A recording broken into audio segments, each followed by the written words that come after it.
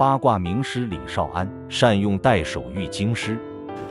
北京八卦掌博物馆利用新的传媒形式，为海内外的八卦掌习练者、爱好者搭建起一个互相学习和交流的平台。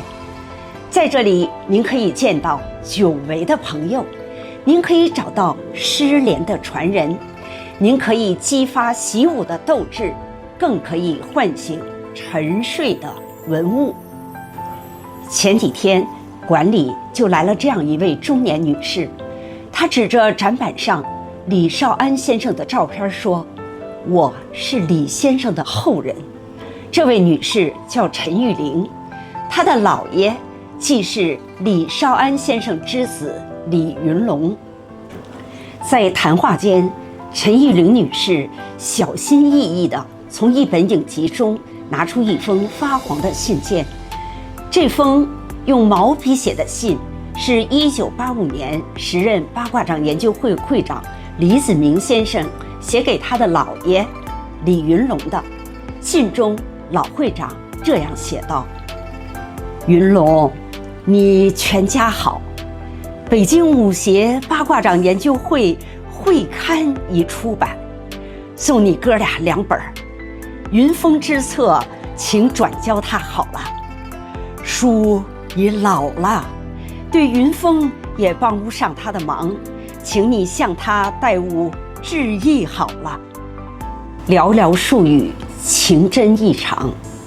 当时老会长写这封信时已年近84岁，他的师兄李少安先生也已仙逝8年，但是他还不忘亲自致信，并寄八卦掌会刊给师兄之后，勉励他们继承。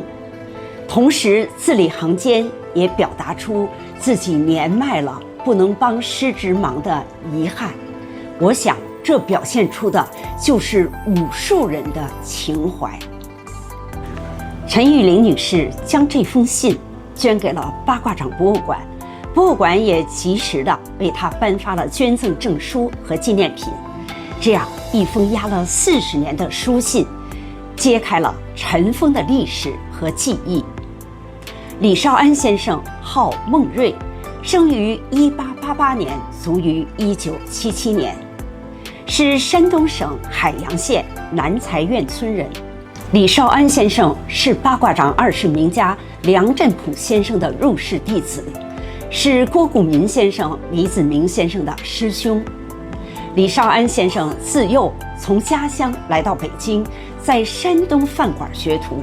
由于李先生书写计算俱佳，所以学徒师满后即留在饭馆主管账务。李先生自幼酷爱武术，11岁学徒时即拜八卦掌名家梁振甫先生为师，习练八卦掌术，后以李文彪、刘栋臣大刀王舞一结金兰。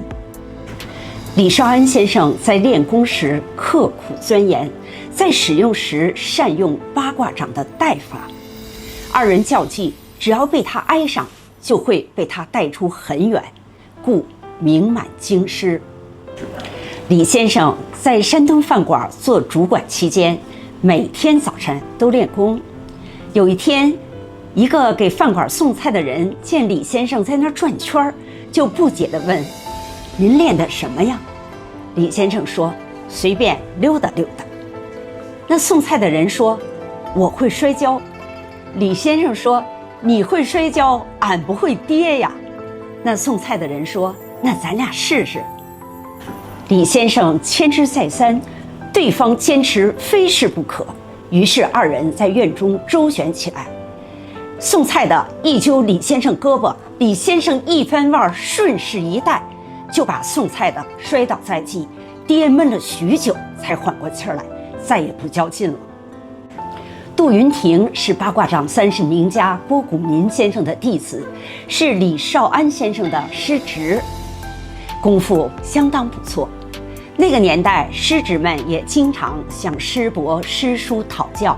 这一天，杜云亭即来到师伯李少安先生家中。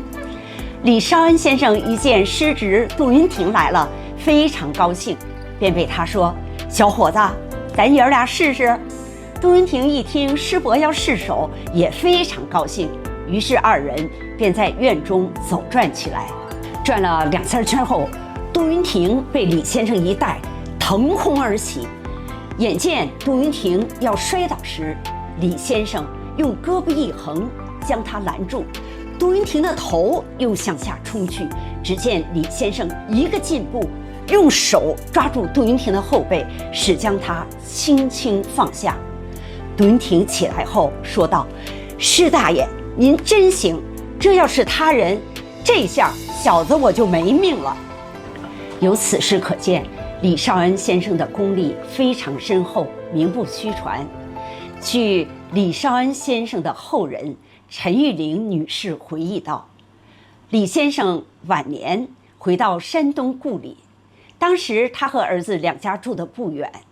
85岁高龄的李先生每天都要为2家人到井台去挑水，不是晚辈让老人家挑，而是老人执意非要挑，想必也是为了锻炼身体，保持体力，真是老当益壮。下一集继续为您播讲八卦掌名家的故事。